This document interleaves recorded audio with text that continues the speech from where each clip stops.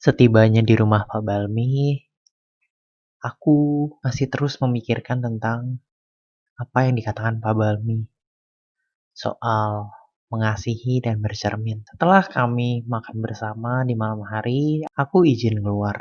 Aku izin kepada mereka untuk keluar sebentar, bukan hanya untuk mendapatkan udara segar, tapi juga memberikan aku waktu untuk berpikir secara jernih.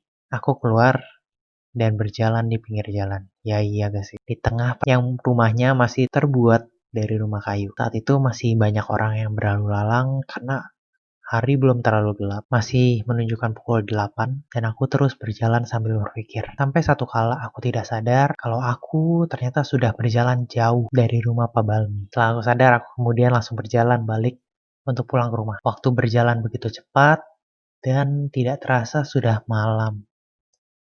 Keadaan sudah berubah dengan sangat, jalanan sudah mulai sepi, udara semakin dingin, dan aku sambil melihat-melihat ke atas, aku melihat ada bulan bernama yang cantik sekali, serta diiringi dengan bintang-bintang yang kecil yang germelapan di langit. Lalu tiba-tiba aku melihat ada orang yang berlari ke arah aku, dan tiba-tiba dia meminta tolong padaku. Aku kaget, aku bingung, lalu dia mengatakan kalau dia sedang dikejar oleh orang jahat. Aku melihat pada orang ini dan aku melihat wajahnya yang pucat, tangannya yang gemetaran, serta wajahnya penuh dengan keringat. Aku merasa orang ini tidak berbohong. Lalu aku percaya padanya dan aku melihat ke arah depan. Orang jahat seperti apa sih yang mengejar orang di belakang gue ini? Aku lihat-lihat sih ya, dia bukan orang yang lemah kok. Tapi menurutku kalau misalnya orang ini sampai segitu takutnya, aku curiga. Orang yang mengejarnya membawa senjata. Suara perut gue kedengeran gak sih? Ternyata benar saja ada 3 orang dewasa yang membawa celurit dan juga pisau. Aku melihat ke arah mereka dan tampaknya mereka serius ingin melakukan hal jahat. Ingin melakukan pembunuhan terhadap orang ini. Ya, aku belum tahu tujuan mereka apa, tapi aku bertanya pada mereka, kenapa mereka melakukan hal ini dan tujuan mereka apa?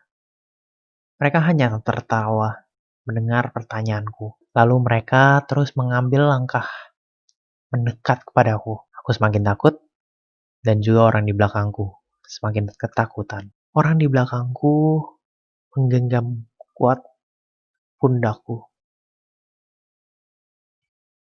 Ya, aku tahu dia takut. Tapi itu malah memperburuk keadaan.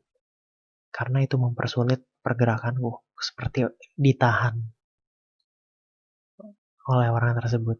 Mereka bertiga semakin mendekat dan aku berteriak kepada mereka. Bukankah harusnya manusia itu saling mendukung dan saling mengasihi? Mereka menjawabku dengan satu kalimat yang mengerikan. Mereka bilang kalau hidup ini bukan cerita dongeng anak-anak. Dan kemudian mereka sambil mengangkat senjata mereka dan mengarahkannya kepadaku. Aku menutup mataku saat itu dan aku terjatuh ke tanah. Kemudian aku melihat orang yang ada di belakangku langsung lari. Nggak ada perlawanan, nggak ada pembelaan. Mungkin hidup ini memang bukan dongeng anak kecil. Mungkin aku salah menilai kehidupan ini.